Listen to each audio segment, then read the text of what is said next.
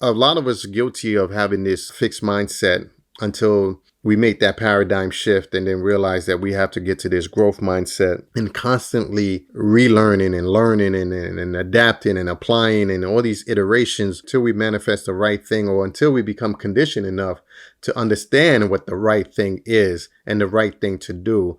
But I think it takes time during a journey. And because we don't have that necessary income or don't have that cash flow or that ability to sustain, that's where people fall short from. And that's when people go get other methods of work, and then they forget about the primary objective, which is to scale this company or to exit an old company and go into this new venture. And I think we lose sight of that focus because we're unable to sustain. And without that proper runway, it is challenging and you have to become creative.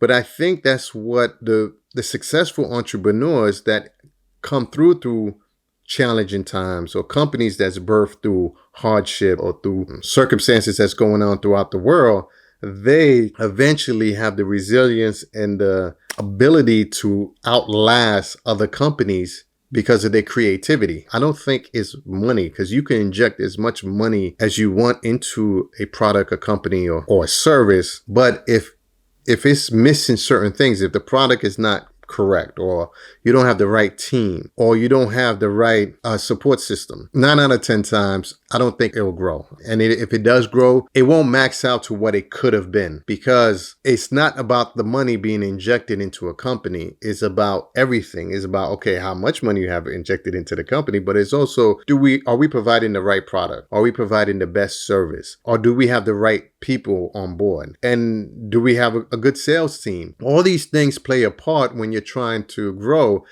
But if you focus only on injecting money, at some point you're going to run out of money. And at some point you're going to stop because you realize, I wasted too much money on this. I need to exit this out quickly.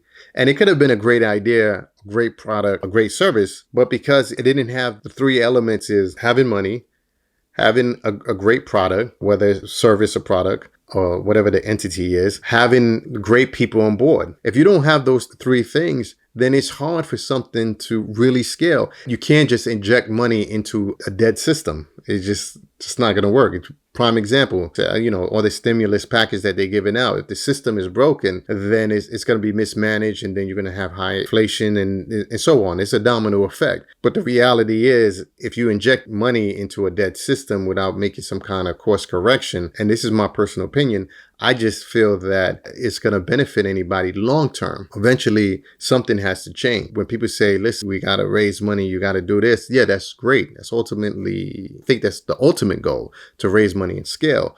But I also think once you get the money, do you know where to inject it? Do you know what to do with the money? It's not just dumping the money.